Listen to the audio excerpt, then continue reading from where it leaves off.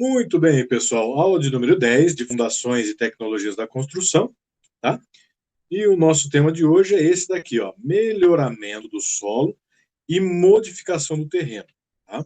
Nós vamos falar aí sobre técnicas, sobre estudar realmente como que a gente pode adequar, né? Como a gente pode melhorar o solo, como a gente pode trabalhar com o solo para que ele possa acomodar a nossa fundação propriamente dita, tá? Então, já começando nossa aula de hoje, eu poderia dizer que nem sempre, né, o solo que a gente está utilizando no nosso alvo de edificação, né, na localização da nossa edificação, ele é adequado para a construção de estruturas, né? Aqui até disse ali, ó, edifícios, pontes, estradas, represas e tudo mais, tá? Solos granulares, né, por exemplo, que são aqueles.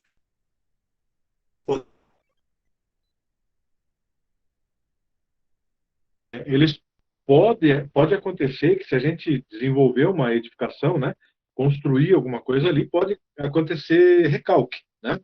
E esses recalques, eles podem ser maiores conforme o aumento, né, quanto mais fofo for esse solo, né? Então, a gente precisa, nesse sentido, de densificar o solo, tá? De que forma que a gente vai fazer isso? A gente precisa aumentar o peso específico do solo para que ele se torne mais denso mesmo, né? Para que ele seja preparado para receber essa nossa edificação. E, consequentemente, aumente a resistência ao cisalhamento, né? Então, seria esse trabalho que a gente deveria buscar ter no solo para que ele receba a edificação, a fundação, né? Dessa nossa edificação, tá? Bom, nas camadas superiores do solo, né, podem existir solos indesejáveis, como a gente já falou ali, solo muito fofo, né, com uma densidade pequena. Então, dessa forma, a gente deve remover ou substituir essa camada de solo, né, que não é desejável, por um solo melhor, tá? E assim a gente faz lá os famosos aterros, né? Ou os cortes e aterros do solo que a gente está trabalhando para essa determinada fundação, né? O solo usado como aterro deve ser bem compactado. E aqui embaixo eu tenho duas imagens, né? De compactação diferente. Compactação mais manual, né? Apesar de estar sendo feita com maquinário também, mas existe a possibilidade de compactação manual mesmo, né? A partir de soquetes e tudo mais, e também a compactação a partir de maquinário pesado já, né? Ok, também pode ser necessário o aterro, né? Para elevação do terreno. De repente, a gente precisa que o nível do terreno seja mais alto, né? Por isso, a gente precisa aterrar, e nesse sentido também, a gente precisa utilizar um solo de boa qualidade e que tenha pouca matéria orgânica, ou nenhuma matéria orgânica, né? E também fazer uma excelente compactação para que nós não tenhamos problemas de recalque na nossa edificação, tá? Camadas de argila saturadas moles são frequentemente encontradas em profundidades rasas das fundações, né? Dependendo da carga estrutural e da profundidade das camadas, podem ocorrer recalques por adensamento, né? Então, aqui eu tenho um desenho, né, que eu coloquei de uma edificação que sofreu recalque e o dano que a gente sofre nessa nossa edificação a partir de trincas, fissuras, né, é, na, nos fechamentos aí da nossa, e às vezes até mesmo na estrutura. A gente pode acontecer isso. Então, perceba que aqui, a partir da carga sobre o solo, né, o nosso nível da base da edificação, ele recalcou aqui, né? Ocasionando, então, esses problemas aí. Nesse caso, nesse ponto aqui, ó, nós teríamos ali um solo pouco adensado, né? Ou pouco compactado, ou até um lençol freático, depende do que tem ali embaixo, né? O solo sofreu esse recalque devido a essa a esse problema aí, né? De falta de um solo bem compactado. Bom, o melhoramento de solos in situ, que são esses solos mais fofos, né? Por meio de aditivos, geralmente é chamado de estabilização. Então, algumas técnicas que existem para nesse sentido, né? Para essa prática, né? Reduzir os recalques da estrutura, melhorar a resistência ao cisalhamento do solo, né? Aumentar a capacidade de suporte das fundações rasas, né? Também aumentar o fator de segurança contra rupturas, né? Por inclinação dos aterros de barragem de terra, também até numa própria edificação simples mesmo, né? Aumentar o fator de segurança nunca é descartável, né? E também reduzir a compressão e a expansão dos solos. Solo bem compactado, né? A partir de aditivos e até mesmo uma compactação mais simples, pode proporcionar tudo isso.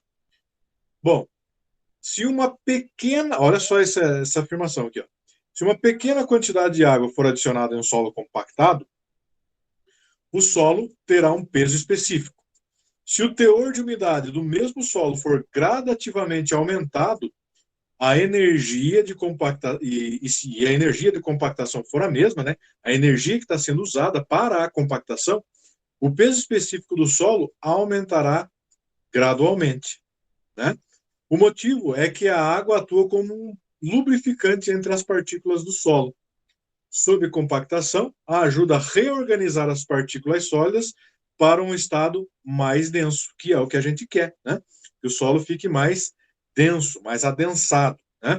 Para que ele diminua, ou melhor, para que ele aumente a resistência ao cisalhamento, né? Que ele tem. O aumento do peso seco específico com o aumento do teor de umidade para um solo atingirá um valor limite, além do qual a adição de água posterior para o solo resultará em uma redução do peso específico.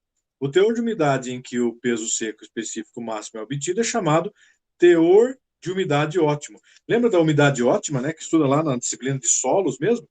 Então, seria isso que a gente deveria alcançar, né? Um teor de umidade ótimo, que seria o preenchimento dos vazios,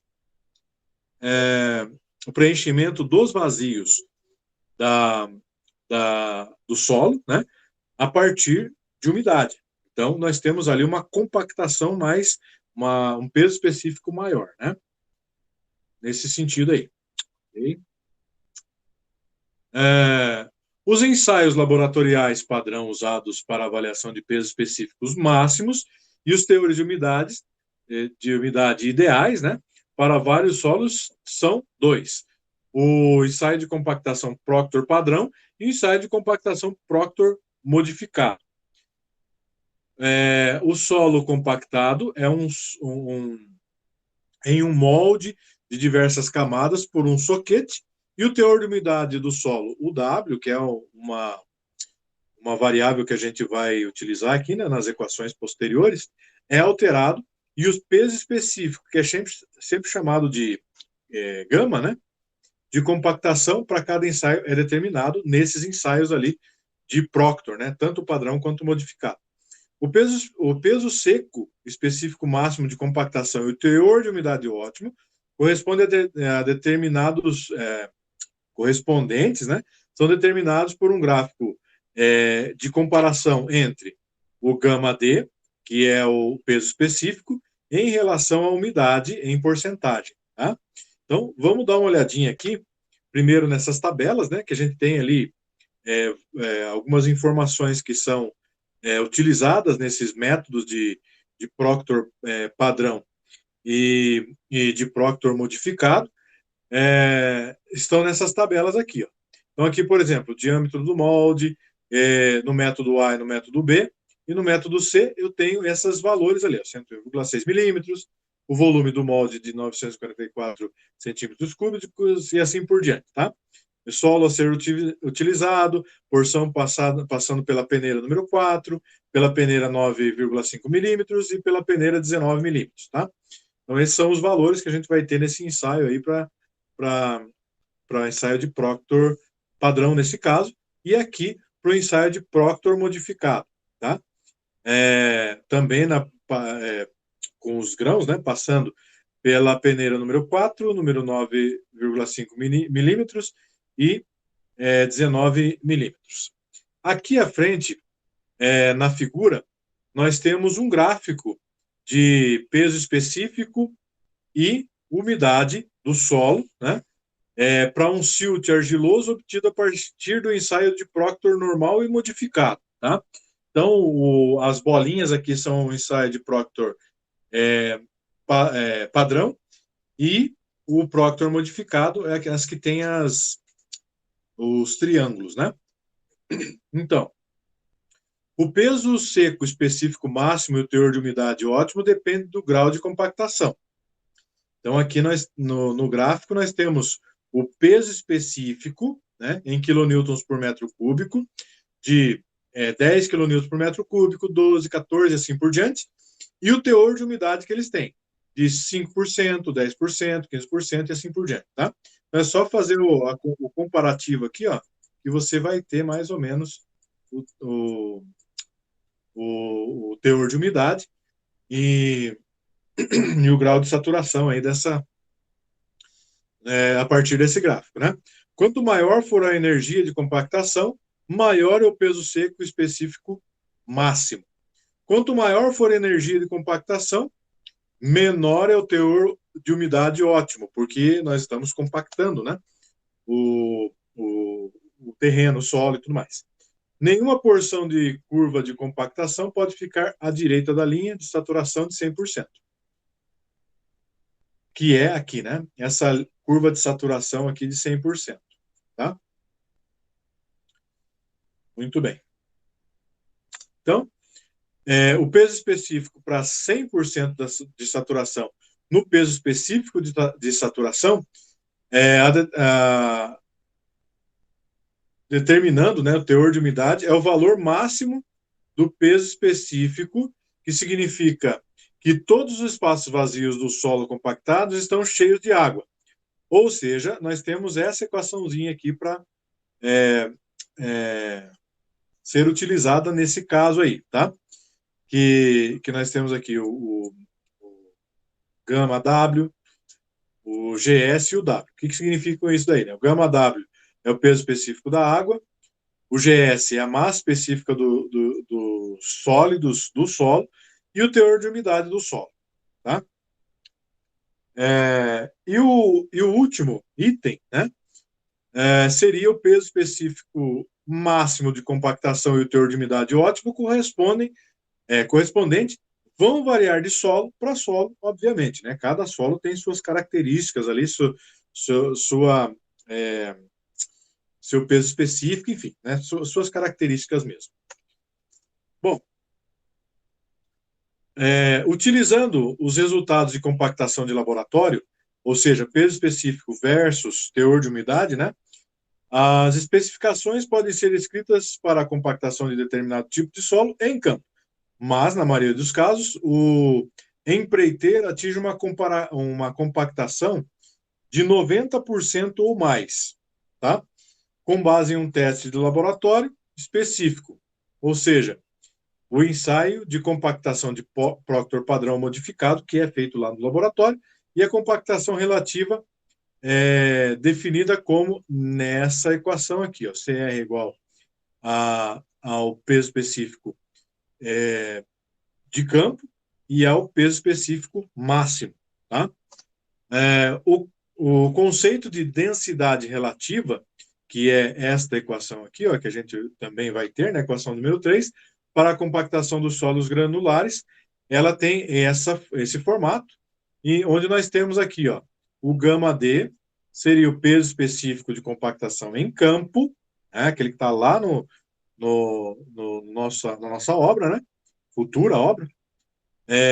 O gama D máximo, o peso específico máximo de compactação, conforme determinado em laboratório, e o gama D mínimo é o peso específico mínimo de compactação, também conforme determinado em laboratório, tá? Para solos granulares em campo, o grau de compactação obtido nessas situações é frequentemente medido em termos de densidade relativa, tá? A compactação das expressões para densidade relativa revela que, aqui, ó, a compactação relativa é igual a A dividido por 1 menos dr vezes A, 1 menos A, né? Onde A seria o quê?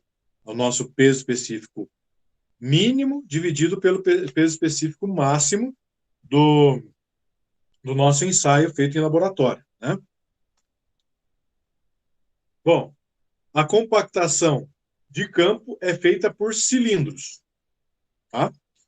Aquela compactação que a gente precisa fazer lá no nosso local de obra, né, de futura obra, ela é feita por cilindros. Existem vários tipos de cilindros, né? Cilindro de roda lisa, cilindro de pneu, cilindro de pé de carneiro e os vibratórios. Quais são esses cilindros? Então vamos dar uma olhadinha em cada um deles aí. O primeiro é o cilindro vibratório de roda lisa, que tem uma fotinho dele aqui, tá? São adequados para reações à prova de cilindramento e para concluir a construção de aterros em solos arenosos ou argilosos. Esse tipo de cilindro, né, que tem 100% de cobertura da roda, ou seja, ele é um cilindro cheio, né, ele tem uma pressão de contato que vai de 300 a 450 quilonewtons por metro quadrado, tá? Só que esses cilindros, eles não produzem um peso específico uniforme de compactação, justamente pelas suas características mesmo, pelo formato do cilindro, né? Já os cilindros de pneu são melhores que o cilindro de roda lisa, em diversos aspectos. Então, aqui nós temos um desenho dele, né? A gente consegue ver os pneus ali. Eles podem pesar até 2.000 quilonewtons, né? 2.000 quilonewtons. Deixa eu ver aqui, são fileiras de pneus, e a pressão de contato dos pneus com o solo vai de 600 a 700 quilonewtons por metro quadrado. E eles dão uma cobertura aproximada de 70% a 80% conforme eles vão passando, e não de 100%, né, igual o de cilindro liso, né, de vibratório liso, tá? Porém, por ele ter essa diferenciação, ele tem uma eficácia um pouco melhor na questão de compactação, né? E também tem os cilindros pé de carneiro, que são esses aqui, né? Então, a área de projeção é de 25 a 90 centímetros quadrados, e eles são mais eficazes na compactação de solos coesivos, né? A pressão de contato vai de 1.500 a 7.500 quilonewtons por metro quadrado, né? Ok, deixa eu ver, depois o meu, tá, ok, falei mais ou menos tudo sobre ele. Então, os cilindros vibratórios são eficazes na compactação de solos granulares. Essas vibrações podem ser anexadas aos cilindros de roda lisa, de pneus ou de pé de carneiro, para compactação do solo, né, como a gente já disse. Então, a compactação do solo depende de vários fatores, né, como o tipo de compactador, o tipo de solo, teor de umidade, a espessura de elevação, a velocidade do reboque do compactador e o número de passagens que esse compactador, né, que esse cilindro faz no solo que está sendo trabalhado nele. Então, a figura 5 aqui é uma figura que a gente vai utilizar, tá? Então, preste bastante atenção nela aqui. Mostra a variação de peso específico de compactação com a profundidade para uma duna de areia mal graduada, compactada por cilindro de tambor vibratório. Então, nós temos aqui o peso seco específico, quilonewtons por metro cúbico, por profundidade. Tá? Então, aqui a gente pode fazer o cruzamento, né, dos dados ali. A vibração foi produzida pela instalação de um peso excêntrico em um eixo giratório simples dentro do tambor do cilindro. O peso do rolo utilizado para essa compactação foi de 55,7 quilonewtons. E o diâmetro do tambor, 1,19 metros. Então, teve esses resultados ali. Então, se eu pegar aqui, por exemplo, a profundidade, né, 0 metros, 0,5 metros, 1 metro. Vamos pegar 1 metro aqui, com um peso seco específico de 16,5 kN por metro cúbico. Você vai cruzar os dados aqui, ó. Tá? Ok. Então, deixa eu só permitir aqui o Paulo. Beleza. Bom, observe também que a variação do peso seco específico com a profundidade, que seria justamente o cruzamento de dados ali, né? Pelo número de passagens do rolo. Então, aqui, 5 vezes em 1 metro, aqui, ó, por exemplo, 5 vezes o peso específico seco ficou com 16,5 kN, tá? E assim por diante. O peso específico e, portanto, a densidade relativa, que é o DR, né, densidade relativa, atinge valores máximos a uma profundidade de aproximadamente 0,5 metros. Seria aqui, né? Seria a densidade máxima é aqui, ó. Tá? 0,5 metros. Porque é justamente onde está mais próximo da superfície, né? E é onde atinge ali a carga efetuada pelo próprio rolo, né? Em seguida, diminui gradualmente à medida que a profundidade aumenta, e a gente vê isso na curva feita pelo próprio gráfico ali.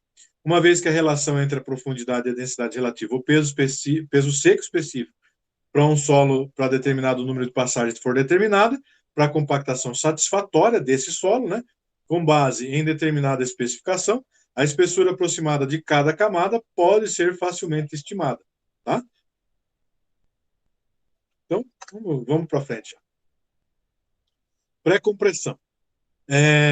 Quando camadas de solo argiloso altamente compressíveis e normalmente adensadas estão em uma profundidade limitada e grandes recalques por adensamento, né? São esperados como resultado da construção de grandes edifícios, aterros rodoviários ou barragens de terra, ou seja, quando a gente consegue uma compactação nesses níveis aí, né? A pré-compressão do solo pode ser utilizada para minimizar o recalque pós-construção. Os princípios de pré-compressão são mais bem explicados na figura aqui, ó. Então, a carga estrutural proposta para a área específica, né?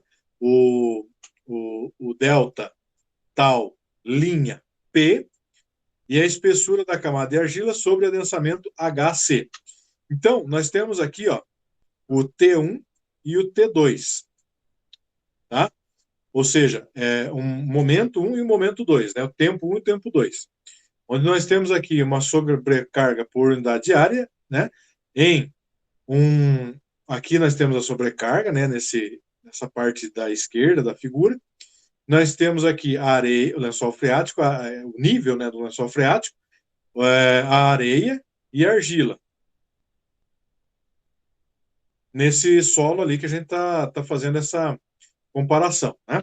Então, veja aqui, o recalque por adensamento primário máximo causado pela estrutura é visto por essa equação, tá? E a relação recalque-tempo que nós temos a partir da figura aqui, sobre carga estrutural, será mostrado na figura 6b, que é essa daqui, né? No entanto, se uma carga delta tal linha P mais delta tal linha F, né, for colocado no terreno, o recalque para o adensamento primário será essa equação número 5. nós temos aqui, ó, aqui, delta tal P, delta tal linha F, um mais o outro. Porque aqui nós temos só o delta tal linha, que é somatória de cargas, né? Nesse gráfico ali, no tempo 1 e no tempo 2, tá? Quando a gente tem aumento de carga e tudo mais, né? Bom, a relação recalque-tempo sobre uma sobrecarga delta tal linha P mais delta tal linha F, também mostrado nessa figura 6b, que a gente já comentou. Observe que um recalque total, que está aqui, ó, no SCP, este recalque aqui, ocorreria no momento T2, que é bem mais curto que T1. Então, o momento T2 está aqui, né?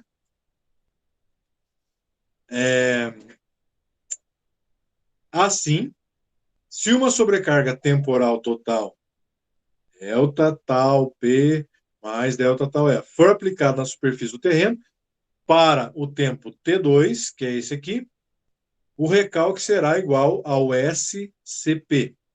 Nesse tempo, a sobrecarga, a gente já vai ver em exemplos aqui, tá?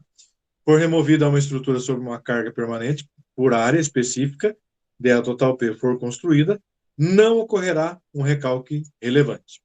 O procedimento descrito há pouco é chamado de pré-compressão, né, como a gente já viu ali atrás também, e sobrecarga total, que também obedece essa somatória ali, pode ser aplicada por meio de aterros temporários. Então, vamos dar mais uma olhada nisso daqui, para que a gente veja a partir de um exemplo prático, né? Então, a figura 6b, que é aquela que a gente viu ali atrás, mostra uma sobrecarga adicional, que é essa somatória, o grau de adensamento no tempo T2, após a aplicação da carga, é dado por essa equação 6, e a substituição da equação 5 e 6, 4 e 5, pela equação 6, produz essa equação zona aqui, tá? Onde nós vamos chegar nessa segunda parte da equação, tá? Log de 1 mais delta tal P e assim por diante. Já a gente vai ver exemplo disso aqui. Dá uma olhada nesse gráfico aqui também, porque ele vai ser importante para nós ali na frente. A figura 7, que é essa daqui, né? Que é o gráfico U em relação ao delta TF dividido por delta tal, né? F delta tal P. Então, dá grandezas de U para essa relação aqui, né? O grau de adensamento, representado pela figura 7, na verdade, o grau de médio de adensamento no tempo T2, e a gente já falo melhor isso daqui. No entanto, o grau médio de adensamento for usado num determinado tempo T2, pode ocorrer alguns problemas na construção. Então, o que quer dizer isso aqui? Que a porcentagem, a gente pode traçar aqui, ó,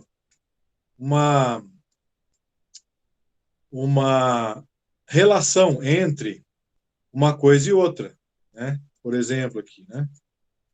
Então, a gente traça essa relação, a gente já vai ver mais à frente ali. E aqui, agora, nós temos uma razão, ou melhor, a razão que depois da remoção da sobrecarga e da colocação do grau estrutural, a porção de argila próxima à superfície de drenagem continuará a expandir. Então, nós temos uma figura aqui, ó, que nós temos a argila, né? Já a gente vê aqui mais detalhes sobre essa figura. Então, o solo próximo ao plano médio continuará a comprimir. Então, em alguns casos, pode resultar um recalque contínuo líquido. Uma abordagem conservadora pode resolver os problemas. Suponha que o U, na equação 7, que é essa equação aqui, né, que é o que a gente vai encontrar, é o grau do plano médio do adensamento. E agora, com base na equação 7.2, que é essa daqui, nós temos aqui, ó, o fator tempo, que ele é calculado, o fator tempo é TV, que é CV vezes T2 dividido por H ao quadrado, tá? Que seria isso daqui, ó, o HC aqui, que é a nossa altura, né, dessa a trajetória de drenagem, na verdade, né, ele é dividido por 2 ali, tá? E nós temos um plano médio desse, dessa nossa compactação, e aqui nós temos as outras incógnitas, né, que é o H, por exemplo, a trajetória de drenagem, o H dividido por 2 são 2 vias de drenagem, ali na frente você vai ver, a gente vai utilizar essa divisão ali, por serem 2 vias de drenagem, por ter esse plano médio, né, onde tem essa curva do grau de adensamento, tá? E o T2, que é o tempo, e o coeficiente, o CV, que é o coeficiente de adensamento, tá? Esse gráfico aqui também, nós vamos utilizar ele na frente. Então, a variação de U, o grau do plano médio de adensamento, TV, é dado nisso daqui. Então, nós temos o grau de adensamento, que é o U em porcentagem, né? E o TV, que a gente viu aqui atrás, que é o fator tempo, tá? Então, grau de adensamento pelo tempo. Então, eu posso, por exemplo, aqui traçar aqui, ó, no 0,3 até um 40, que, por exemplo, vai dar aproximadamente 40% de grau de adensamento em 0,3, tá? E assim a gente vai fazer, vai traçar mais para frente ali no exemplo. Então, procedimento para obtenção dos parâmetros de pré-compressão. 2 problemas podem ser encontrados pelos engenheiros durante o trabalho de pré-compressão em campo. Primeiro, o valor do delta tal linha F é conhecido, porém, o tempo deve ser obtido. Nesse caso, obtenha o tal linha 0 e o delta tal linha P e resolva-o usando a equação 7, que é aquela que a gente viu ali atrás, né? Ou a figura 7. Para esse valor de U, obtenha o TV com base na figura 9, que é essa daqui, né? E em seguida, o T2 calcula dessa forma. Então, esse seria uma linha de pensamento para a gente chegar no calcular o tempo ali, né?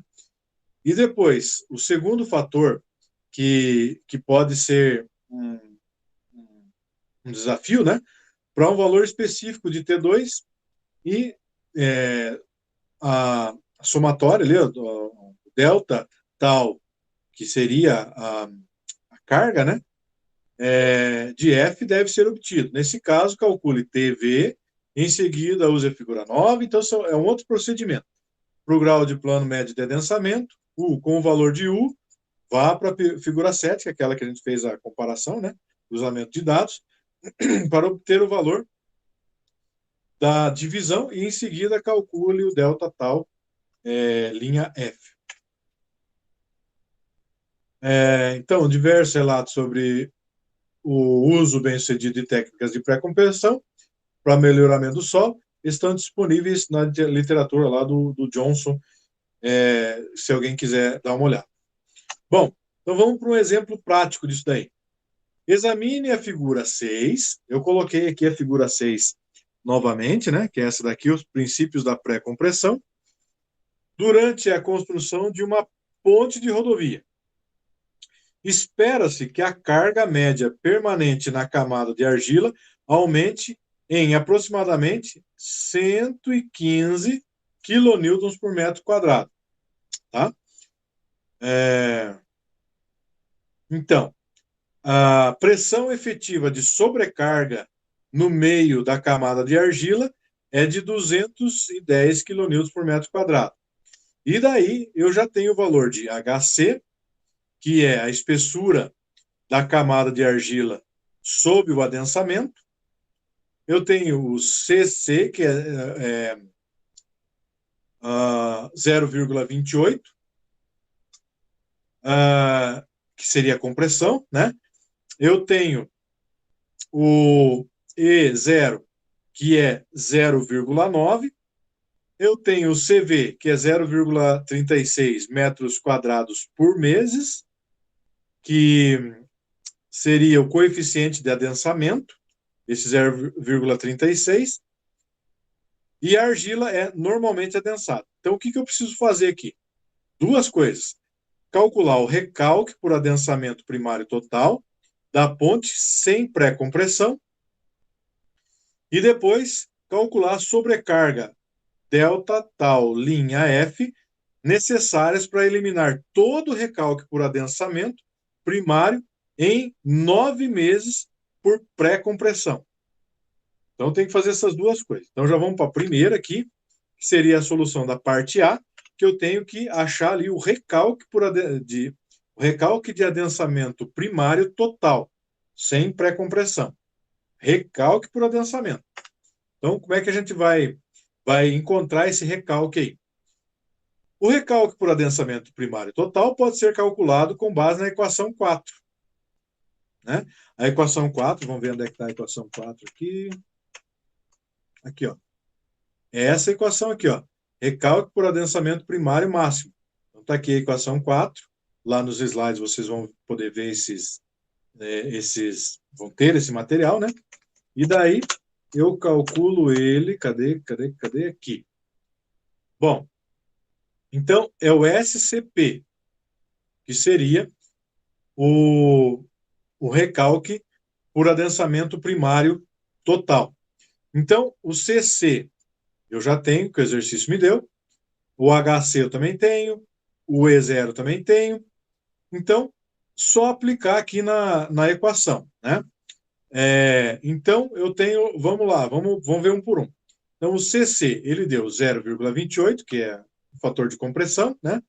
Eu tenho o HC, que é a espessura da camada de argila nesse adensamento, que é de 6, né? Deixa eu ver aqui. Aqui, ó, o H6 é de 6 metros.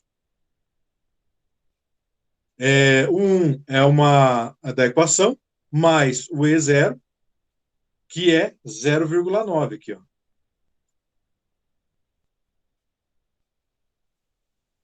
Que seria módulo de elasticidade e tudo mais, né? Vezes o log de tal linha zero, que é a minha carga, a minha sobrecarga aqui de 210, tá? Aqui 210. O meu delta tal linha P, que é o 115. O que é o delta tal linha P? Seria a carga média permanente, né? Que ela vai aumentar, que é o 115. Né?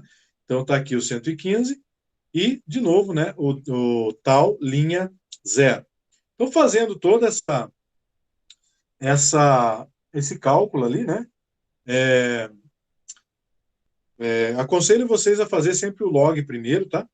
E depois jogar a outra parte da equação para não dar erro. Ou se vocês conseguirem fazer tudo na calculadora, vai bater o valor. Então, eu achei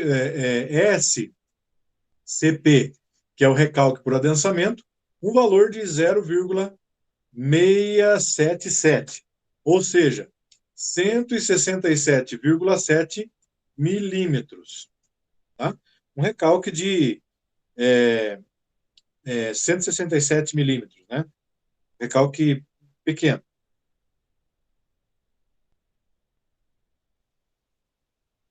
Centímetros, 16 centímetros, né?